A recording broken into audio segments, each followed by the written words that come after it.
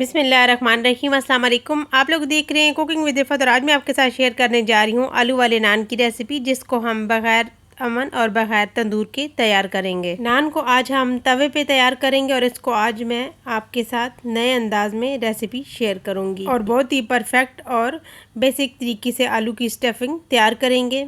अगर तो आप मेरे चैनल पर न्यू हैं तो जल्दी से मेरे चैनल को लाइक और सब्सक्राइब कीजिए, बेल आइकन को भी ज़रूर प्रेस कीजिए। तो यहाँ पे मैंने ले लिया है 500 ग्राम मैदा और इसके अंदर मैंने डाल दिया हाफ़ टी स्पून नमक और half tea spoon sugar powder और इसके अलावा मेरे पास है हाफ़ टी स्पून मीठा सोडा और साथ 1 टीस्पून इंस्टेंट ईस्ट और साथ हम डाल देंगे तकरीबन 3 से 4 टेबल स्पून दही। दही आपने खट्टा नहीं लेना, जो सही दही है फ्रेश वाला वो ही आपने लेना है। और साथ मैंने 2 से 3 टेबल स्पून घी डाल दिया है और इसे हम करेंगे हाथों के साथ अच्छे से मिक्स। और मिक्स करने के बाद हम इसे नीम गर्म दूध से आटे को तैयार करेंगे, यानी कि आटे की डो रेडी करेंगे। जैसे हम डेली आटा गूंथते हैं इस तरीके से आपने आटे को रेडी करना है।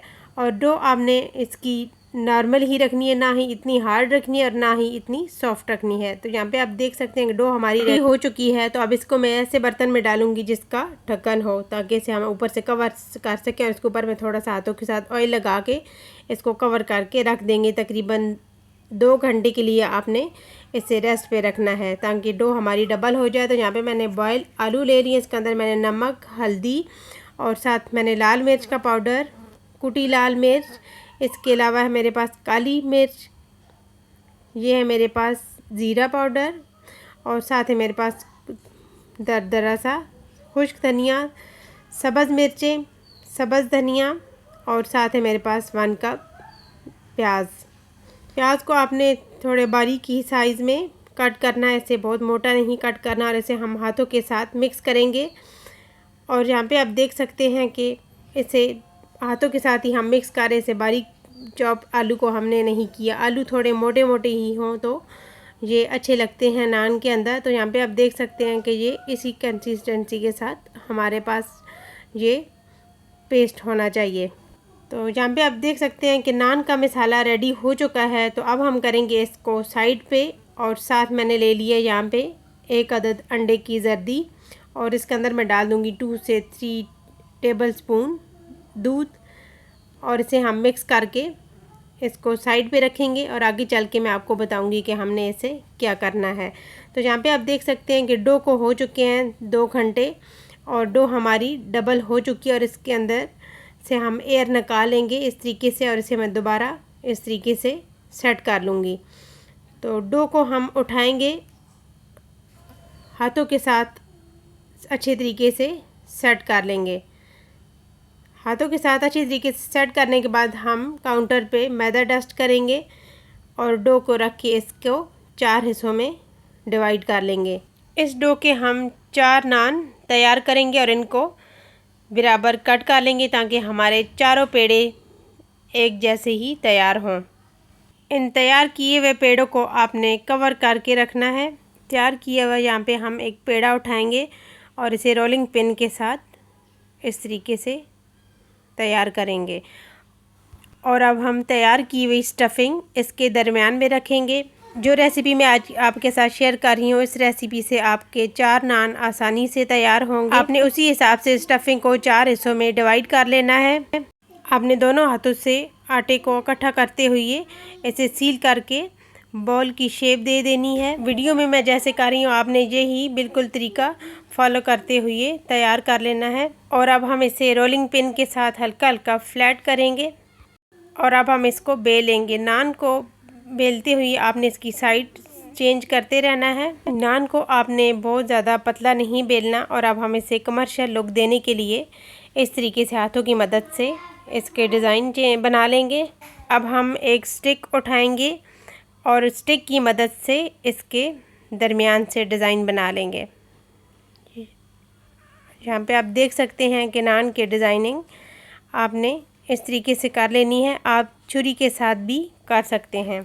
अब यहाँ पे मैं नान को उठाऊंगी और इसकी बैक साइड पे ब्रश के साथ पानी लगा देंगे। इस तरीके से आपने पानी लगा लेना है। पानी लगाने के बाद हम इसकी साइड को चेंज कर लेंगे ताकि ये नान जो है ये तवे के साथ अच्छे से चिपक जाए। और अब जो मैंने मिक्सचर रेडी किया था अंडे की जर्दी और दूध का, ये अब इसके ऊपर हम लगा देंगे। आप इसकी जगह पे अंडा पसंद नहीं है तो आप सिर्फ दूध भी लगा सकते हैं। तो यहाँ पे ये लगाने के बाद मैं इसके ऊपर लगा दूँगी सफ़ेद तेल। तेल लगाने के बाद हम इसको तकरीबन 2 से 3 मिनट तक तवे पे हल्की आंच पे पकने के लिए छोड़ देंगे। नान तैयार करने के लिए आपने पतीले को 5 से 10 मिनट के लिए प्री हीट कर लेना है और उसके बाद आपने पुराने तवे का इस्तेमाल करना और इस तरीके से तवे को पतीले के ऊपर फ्लिप कर देना है। तवे को फ्लिप करने के बाद आपने 10 मिनट तक नान को इसी तरीके से रेडी कर लेना है। तो यहाँ पे आप चेक कर सकते हैं कि नान हमारा बहुत ही अच्छे से रेडी हो चुका है। और अब इसके ऊपर मैं लगा दूँगी बटर के अंदर मैंने सब्ज़ धनिया काट करके ऐड किया है और इससे नान की लुक भी अच्छी आएगी और टेस्ट भी बहुत ही अच्छा आएगा। तो इस तरीके से हमने सारे नान तैयार कर लेने हैं। तो यहाँ पे आप देख सकते हैं कि नान हमारा रेडी हो चुका है और अब हम सारे नान तैयार करके आपको इनकी फाइनल लुक दिखाते हैं। तो इसी तरीके से आपने सारे नान रेडी कर लेने हैं। आप देख सकते हैं कि नान हमारे सारे रेडी हो चुके हैं। तो अब मैं इनकी दिखाती हूँ आपको फाइनल लुक कि नान हमारे कितने ज़बरदस्त तैयार हुए हैं। तो नान हमारे इतने ज़बरदस्त तैयार हुए हैं कि इनकी आप स्टफिंग देखेंगे तो जैसे बाज़ार के नान होते हैं, इनके फुल अंदर तक फिलिंग होती है, इसी तरीके से नान हमारे रेडी हुए हैं। तो इंशाल्लाह मेरी रेसिपी को फुल फॉलो करते हुए जब आप नान बनाएंगे तो आपके नान भी सेम इसी तरह ही तैयार होंगे। मेरी रेसिपी को ज़रूर ट्राई कीजिएगा, इंशाल्लाह आपको ज़रूर ही पसंद आएगी। तो अगर मेरी रेसिपी आपको पसंद आई तो कमेंट्स बॉक्स में ज़रूर मुझे बताइएगा। तो अगर आपको मेरी ये रेसिपी पसंद आई तो प्लीज़ लाइक और शेयर करना मत भूलिएगा। चैनल पे नया तो सब्सक्राइब भी ज़रूर कीजिएगा। बेल आइकन को ज़रूर प्रेस कीजिए ताकि मेरी डेली की नोटिफिकेशन आपको फ्री में मिल सके। Thanks for watching. अल्लाह हाफिज़।